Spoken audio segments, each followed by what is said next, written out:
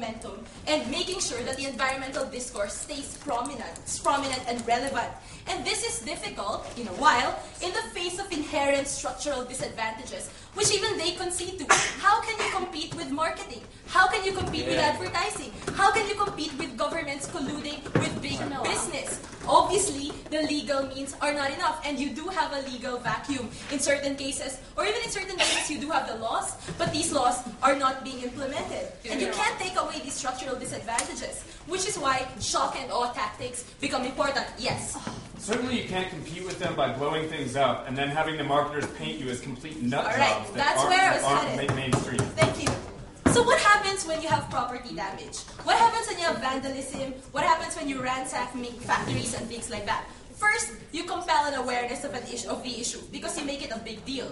We agree. You are going to turn some people off. Please sit down. We can't tell you that everyone will be happy about this. But in this day and age, and that's why their arguments are quite obsolete, because in the 1950s, it would have been easy to paint these people as, destroyers and anarchists and ignore them. But now, it's no longer politically acceptable to ignore these particular things. Usually, how statesmen will react would be to condemn the violence, but engage the moderate faction and say, okay, we don't support what you did, but we agree, whaling is bad. We agree, too much mining and pollution is bad, and therefore we will engage the moderate faction. So at the end of the day, please sit down. It's not that these people get dismissed and conflated. What happens is the violent groups open up spaces for the government to engage the moderate groups. And I want to talk, for example, about the Chipko movement in India, for example, where you had these groups defending the indigenous peoples from evil people trying to develop their forests and cut off all their trees. They were initially pacifist.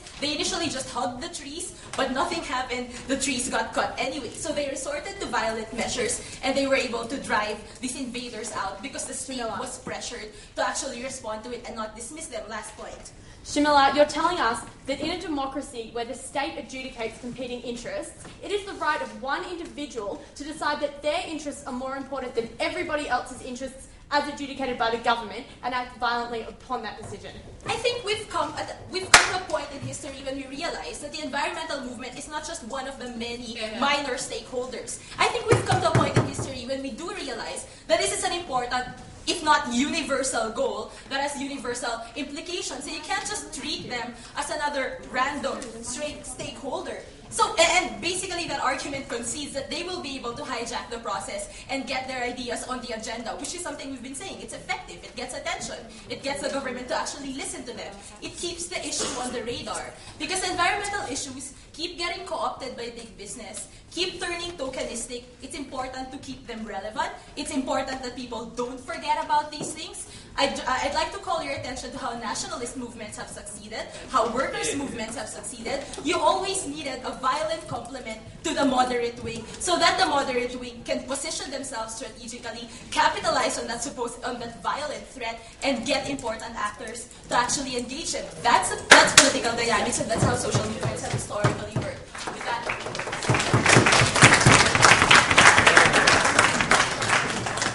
I'd like to thank Sava for explaining why we should bomb Madison Avenue, and call on Justice to give us the first speech. You might want to speak from in front of the podium. Okay. Okay, I just wanted to say I'm actually standing up, so don't worry about that. But anyway, what we've had from this side, we've had this case, and I think there are cases more holes. In fact, I think it has more holes than the socks I'm wearing, because they have this policy of grave environmental damage that they don't define, right? And it is very broad, because grave environmental damage refers to a lot of things. At some point, we need to use the environment to benefit us, and there's necessary, damage to the environment. For example, like when you have to use carbon dioxide, right? Or when you pollute because you have to use your car to go to work. So that is necessary. They did not cover this. And I think this is one of their holes in environment. Because we believe that, states today are already taking action to protect the environment. Recently, Obama signed a bill to try to protect the environment, and many countries are doing that. So there's already this action taking place, right? And there's no need for us to all of a sudden say we want to use violence while there's something that's already been done. Now, there was this point about how some states have used violence because people were denied basic human rights. The difference between that and environmental rights is that in terms of basic human rights, you can't survive without basic human rights, right? But sometimes you have to go some environmental rights in order to have these basic human rights, and in order for you to survive. I mean, the reason why some people use violence, like what happened in South Africa with Mandela under the Umkhonto Sizwe army of the ANC, was because that was necessary, because these people were not given a chance to have peaceful meals, because these people were not given a chance to be able to talk and were not allowed to air their views. But in the current scenario, people are allowed these things, right? We're allowed to debate these things. We're allowed to be able to come up with solutions to these things instead of and the state is not saying we can't do this. So we can't at this point say, we're all of a sudden going to be violent. There's everything wrong with that, right? So extension is going to be on this point that, what is the role of the government, right? Every government is elected by the majority of the people in that particular country. Keep warming that chair. So since the government is elected by the majority of the people, we can't have individuals taking this action, right?